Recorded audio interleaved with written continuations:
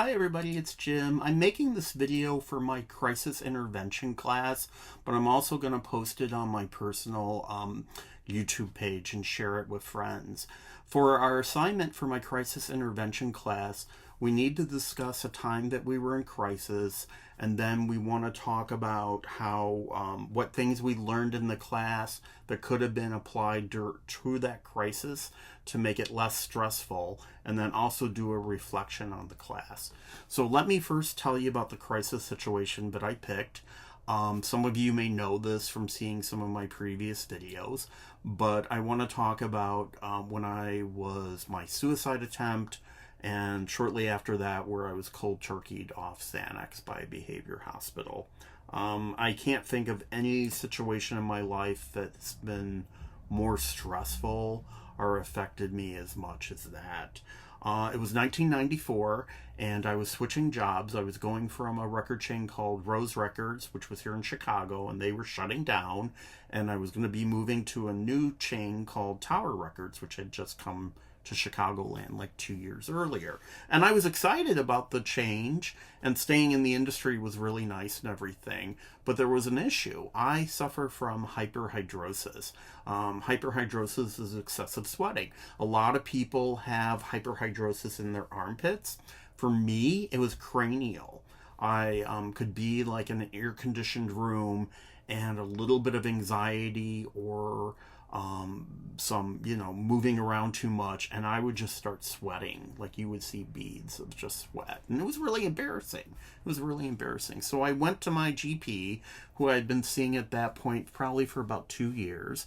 And I said to him, I'm starting this new job. I'm nervous about it. But what I'm really nervous about is that, like I can control, like I knew things I could do to control my anxiety, but my body was giving me away. So, I'm like, what do I do? And he's like, well, why don't we put you on Xanax? I think Xanax would be a really good drug for you. So he put me on 0.25 milligrams of Xanax twice a day. And at first it worked. I mean, I was feeling less anxiety, I was sweating less, but by week 5, something happened. I was starting to feel more anxious than I was before the Xanax, and it didn't seem like it was working as much as well. So I went back to the doctor, and he's like, well, let's up that. So he upped it to like 0.50 twice a day. And once again, it seemed to work for a while, and then it didn't. I was starting to have more sweating. I was having more anxiety. I was also having, which I had never experienced before in my life, suicide ideation. I would just have, I would just be thinking a situation would come up, a crisis situation, stress situation. And my answer was like, hey, I should just kill myself. And it was passive. I didn't really have a plan, but this was totally new to me. And later I found out that suicide ideation, it happens to a lot of people who are put on benzodiazepines. I didn't know then what I know now.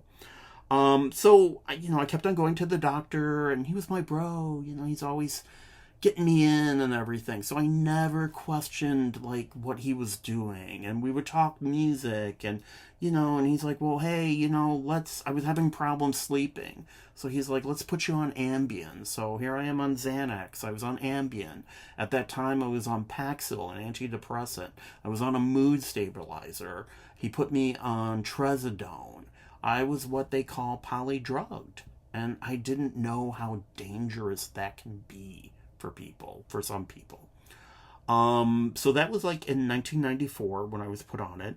By 2013, I was taking, as prescribed, 4 milligrams of Xanax. That's a hell of a lot of Xanax. Nobody should ever be on 4 milligrams of Xanax.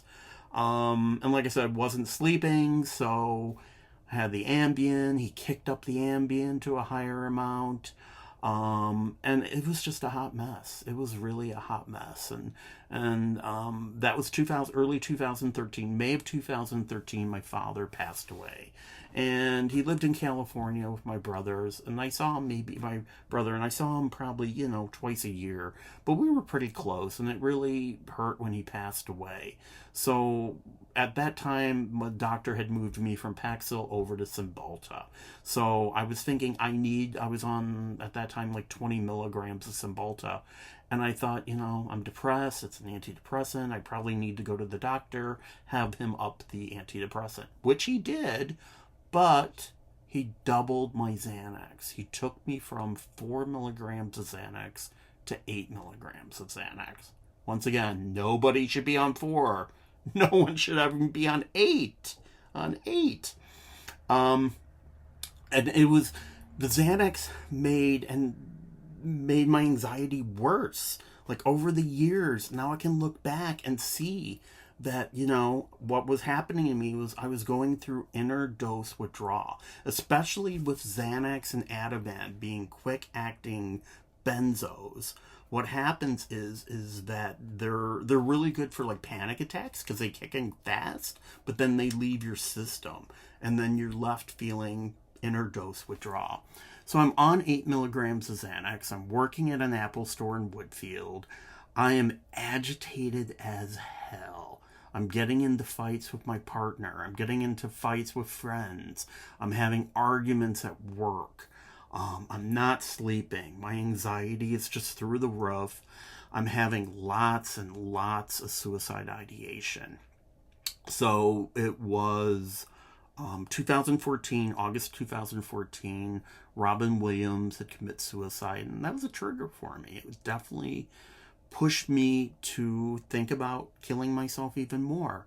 One night, I was sitting here in this exact same chair at the same desk, and I was on Facebook, and I remember I was very depressed, and I just wrote, "I'm so sorry, everyone," on Facebook, logged off, took a belt, put the belt around my neck, wedged it into that door right there, that door frame, took the chair that I'm sitting on right now, was standing on it, kicked the chair out, fell to the ground, and basically woke up and said, "What the fuck? I don't want to die." That was incredibly stupid. I was so grateful to be alive and that the belt had broke. It literally broke. I still have that belt. And it's just like, oh my God, this is, no. But then I blacked out. Now I know it was from being on the Ambien. It was from being on the Xanax. I had blacked out. Luckily, a friend had seen my post on Facebook. He lived in San Francisco. He called the Bartlett police. They called the firemen, the ambulance, and all that. They showed. I'm blacked out. I remember none of this. All I remember is waking up the next day in the psychiatric hospital at Alexian Brothers in Hoffman Estates. I woke up, and I knew at that point, like, oh, fuck. I had fucked up. But once again, I was glad to be alive. I thought to myself, hey, these are usually 72-hour holds. I'll get through this. This is a hospital. They're here to help me. I thought I was in good hands. Unfortunately, I wasn't. And I learned that right away. I learned, like, something was wrong when I went that morning to get my medicine. I was given my, at that point I had moved from Paxil over to Cymbalta. I was given my Cymbalta. I was given my heart medicine, but no Xanax, no Ambien. I didn't question it. I figured this, they know what they're doing. I didn't even see a psychiatrist at that point. I had a psychiatrist and he had made this decision. So this is on a Wednesday. And within probably 8 hours, my skin was crawling. I was sweating. My body just felt incredibly heavy. Sounds were just like, the lights were incredibly bright, really bright. The sounds were just like horrible, like just screeches were starting to happen. And this was like within like 8 to 10 hours of being off the medicine. So that was Wednesday. I was up all night Wednesday. Thursday night, the same thing. Luckily, I saw the psychiatrist that night. Literally saw him for less than 5 minutes. He came in, seriously, at like 10 o'clock at night. Didn't say anything about putting me back on Xanax or anything like that. I didn't even think to ask. Like, I knew something was going on, but I didn't associate it with the Xanax because I didn't think stopping Xanax at that point. I didn't know what I know now. So that was Thursday. I remember didn't sleep anything that night. Friday comes along.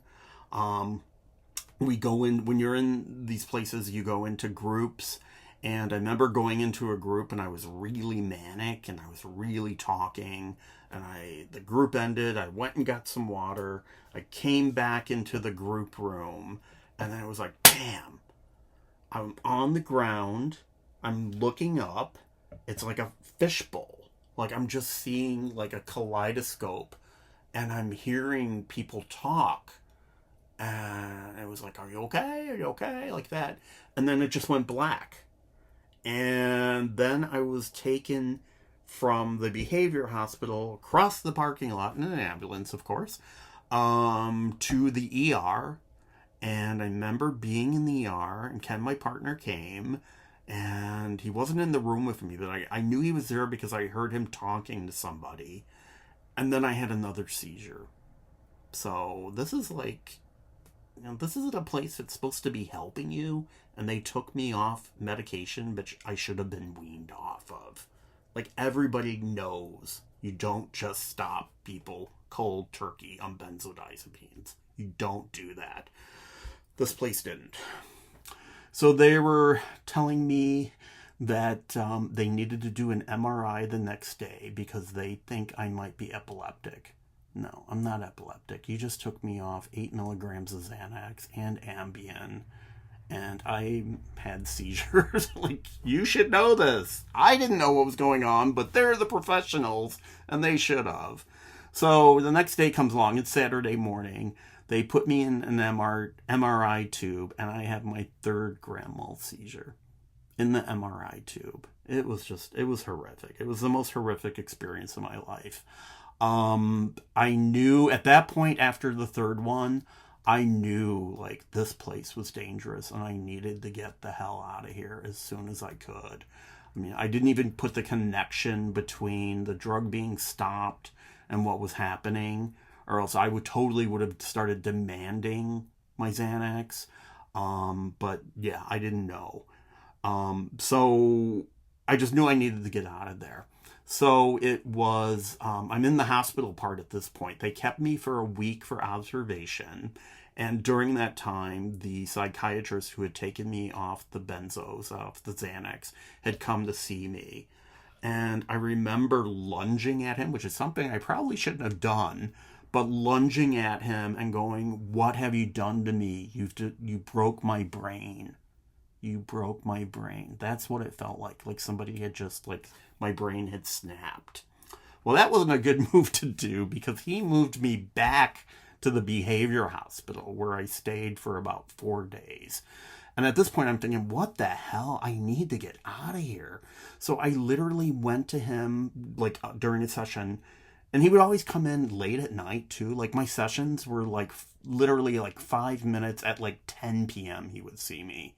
He would, and it wasn't even every day. Like, it was just, like this one, probably like 4 or 5 days went by before I even saw him.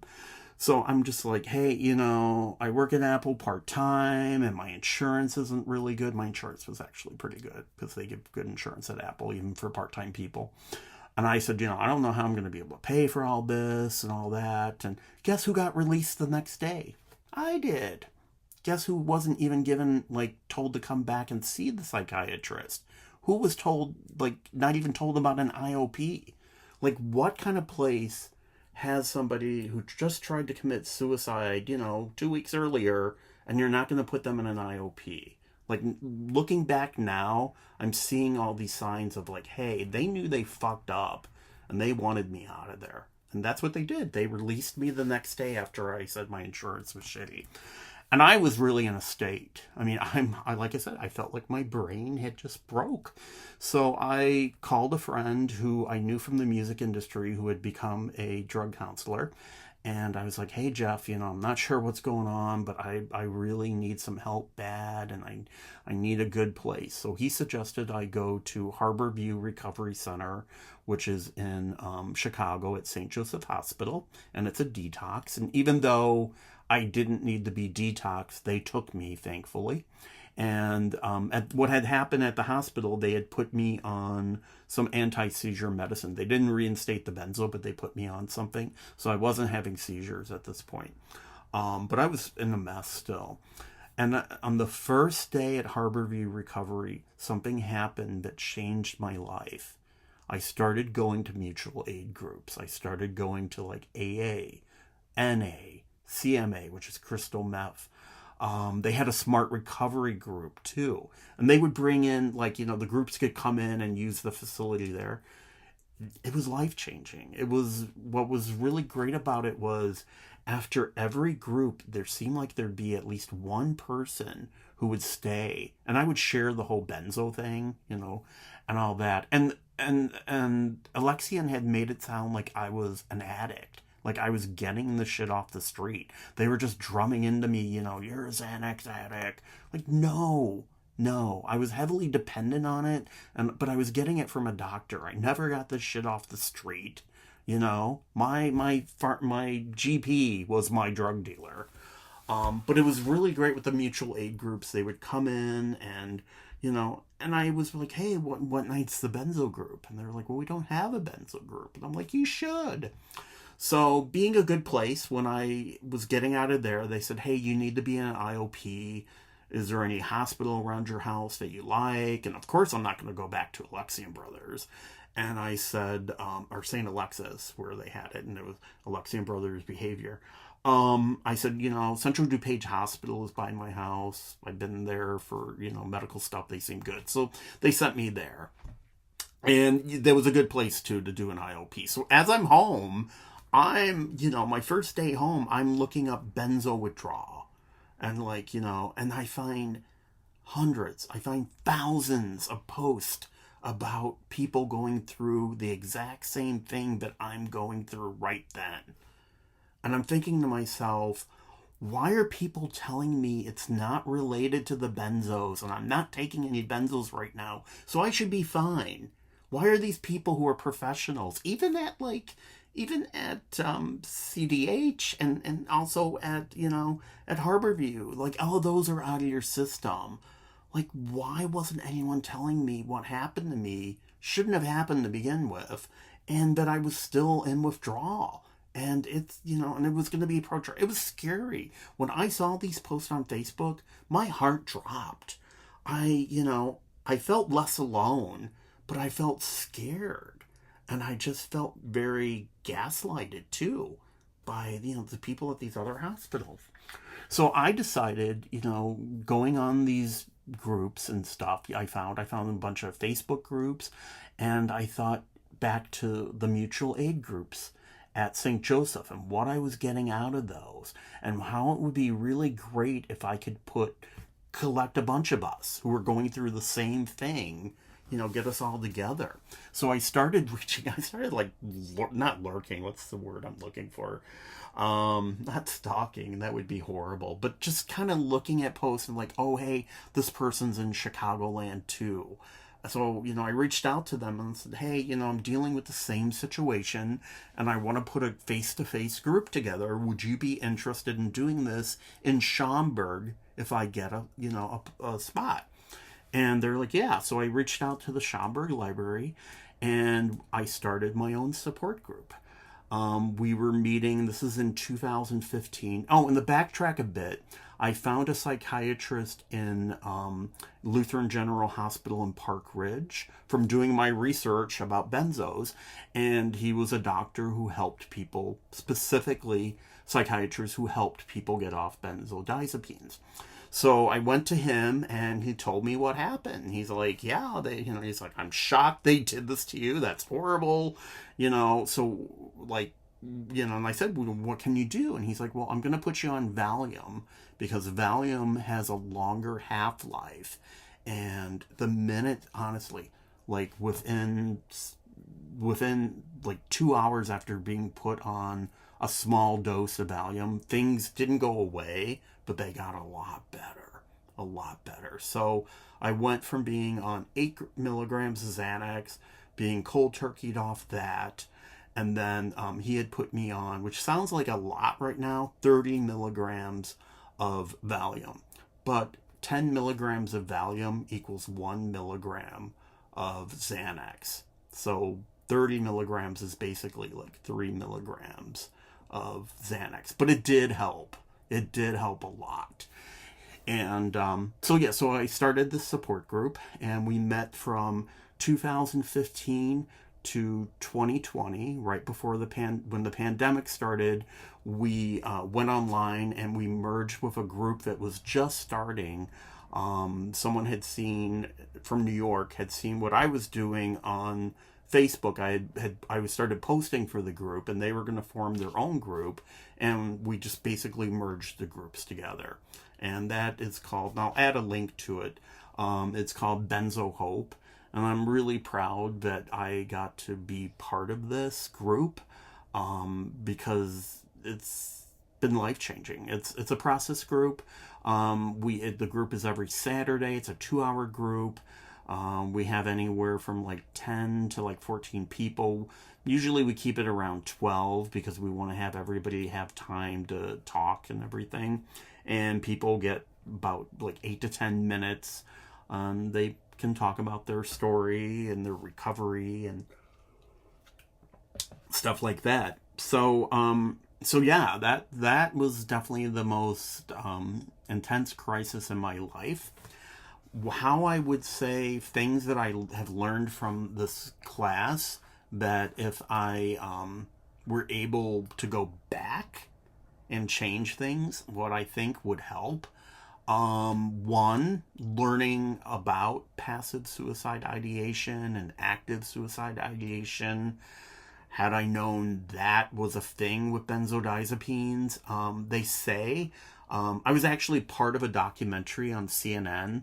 There was a show on CNN called This Is Life with Lisa Ling, and she would do populations, different types of populations that weren't really getting covered, and she did an episode, and I'll send you a link to this too, because I think you'll probably find it very interesting, being in the industry. And they said that they had done studies that like 1 out of 500 people experience suicide ideation on benzodiazepines, which I think is a lot higher. From my experience, I would say it's maybe seriously like 1 out of 25 people or more have suicide ideations while on Xanax. And a lot of that has to do with the inner dose withdrawal that you're going through, and you don't really realize that's what's happening. So, had I known more about that, had I known probably about the Columbia Suicide Severity Rating Scale, maybe I could have reached out to somebody when I was having these suicide thoughts, and somebody would have been able to done an evaluation on me by doing that. Other things that I feel that really could have helped me at that time was, let me bring it up here, I got some notes, would be the ABCs. Somebody having rapport with me, achieving rapport. Had there been like what I am now, like if there had been a recovery support specialist in Alexian Brothers, for me to talk to, not somebody clinical. That was what really was upsetting, was like there were some clinical people, but it seemed like when I would talk to them, they were doing like a case study for like a class or something. Like they were asking me all these questions. One of them shamed me. One was just like, you're a Xanax addict. And, but it was like they wanted to talk to you at the beginning, but then they didn't want anything to do with you. And now being in the industry, I kind of realized they were probably students and they're doing case studies for their classes and everything. But if there had been somebody there to, achieve, rapport with me And boiling down the problem for me would have been really helpful. Helping me cope with it. Just telling me what was going on would have been really helpful. And like I said, if there had been a recovery support specialist, I'd probably be in a lot better situation right now. A lot better. Something that I had to do that we learned in class that I did on my own. For many years, I couldn't drive past the hospital where this happened. It was St. Alexis on Barrington, and Alexian Brothers Behaviors right there. But I literally would go different routes and everything.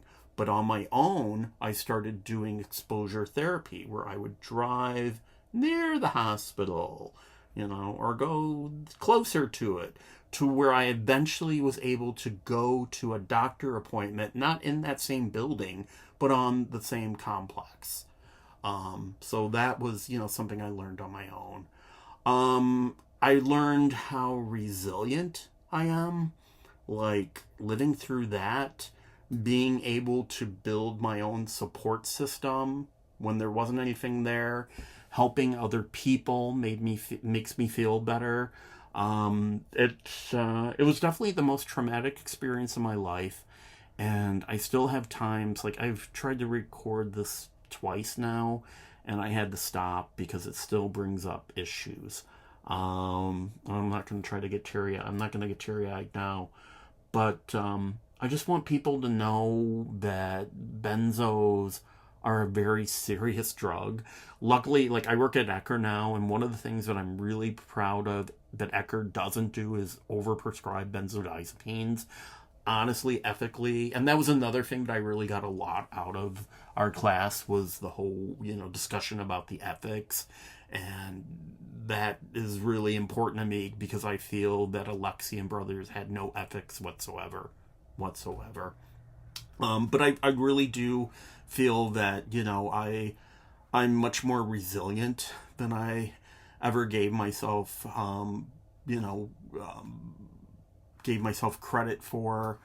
And just, my strength-based approach that, when I talk about that with clients, and try to bring out their strengths, I wish there had been somebody there at the time, a recovery support specialist would have been great, who would have been able to bring out my strengths and reassured me, that I wasn't gonna like, this wasn't gonna destroy me.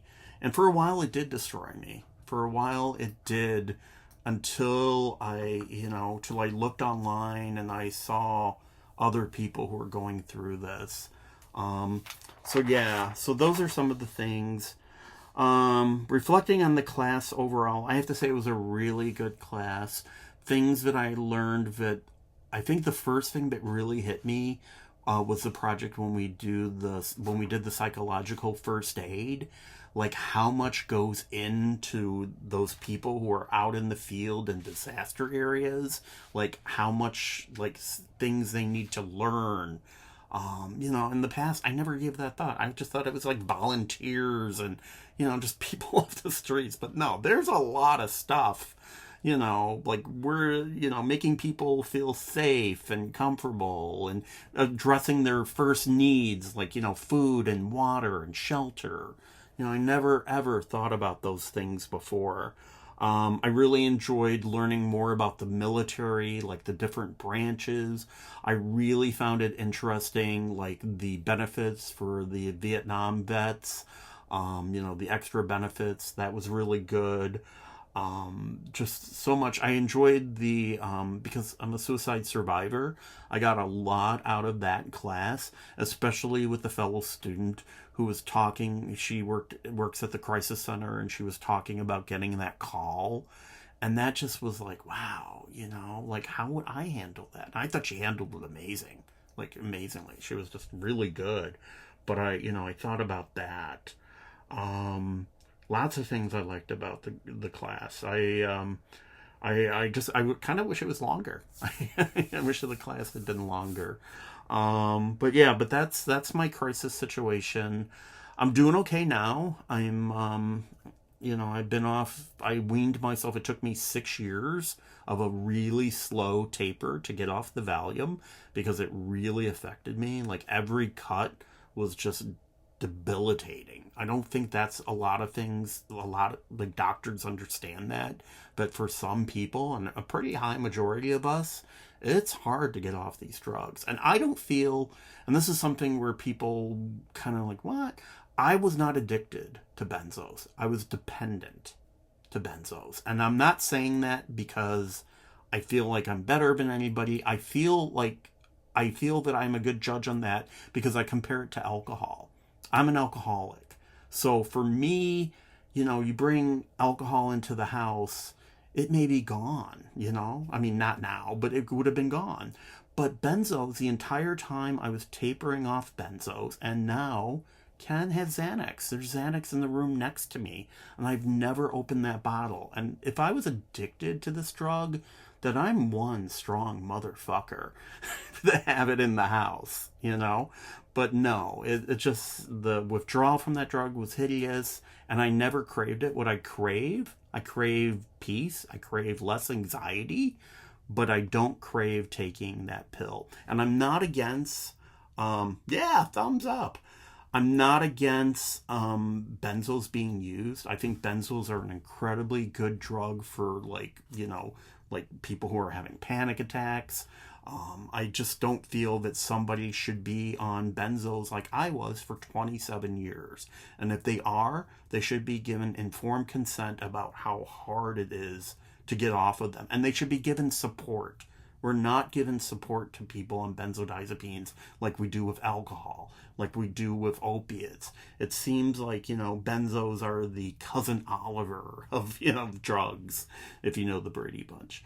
And that's what I've done with my life so far. I've taken that crisis and tried to make some sense of it. And, sorry. I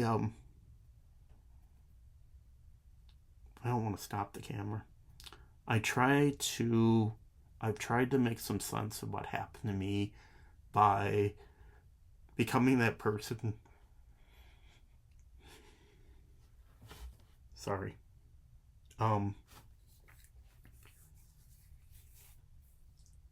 Becoming that person I wish had been there for me.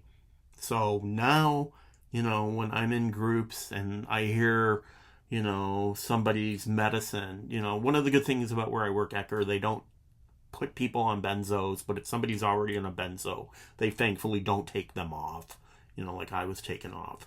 But, if somebody has a reduction in medicine, not benzo, Seroquel, other drugs, I can tell my coworkers from my lived experience, like, hey, this person's dealing with withdrawal right now.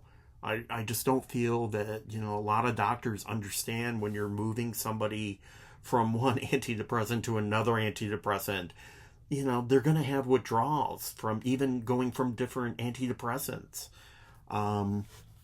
But I feel like the way I make sense of what happened to me is educating people, sharing my lived experience, and progressing with my education. One day I'd like to be a case manager. That's my goal. I'm 60. I'm going to be 61 next month. But, right now I really would like to be a case manager and be able to help people with resources. Oh, that's actually another thing I really enjoyed about the class too. When we had the client, where I had the client who was trans, and I had to find, she went by she, and the client, and find resources for them. The client who had the partner who passed away. That was really, I really got into that activity. Even though I'm gay, didn't really know a lot about trans resources, and with everything that's going on politically and all that stuff right now, it just was really nice to kind of concentrate on that. I do a lot of NAMI support groups online, and I'm in some, LGBTQ ones, and the trans people are just really, with the election and all that, and being attacked, endlessly by by the right and just, scapegoated. That project really, I remember being up all night, and I remember I didn't put an end on it, but I was up to like 3 o'clock finding resources and just looking at pages. And I think that's what I would be really good at, is being a case manager. So that's my crisis story, what I've learned. I apologize for this being 35 minutes long, and I apologize for crying. I think I'll always cry about what happened, but then I pick myself up because I'm resilient and I move on. So thank you for listening. Thank you for this class. I hope you teach another class in the future that I need, because I really enjoyed learning from you. I really liked how you used examples from work, and you would change the names around and everything. It just made it much more authentic. I enjoyed like your slides and stuff. I thought I could tell that you put a lot of effort into the presentations and that. And thank you, and I hope I have you again. And thank you for having us do this, and thank you for letting me do a video. Because of the benzodiazepines, I have a lot of cognitive issues, so sometimes writing papers can be really hard for me. I use tools like I have Microsoft Office, and then I use Grammarly for grammar mistakes and stuff like that, and that helps me. But videos are something I feel comfortable. So thanks.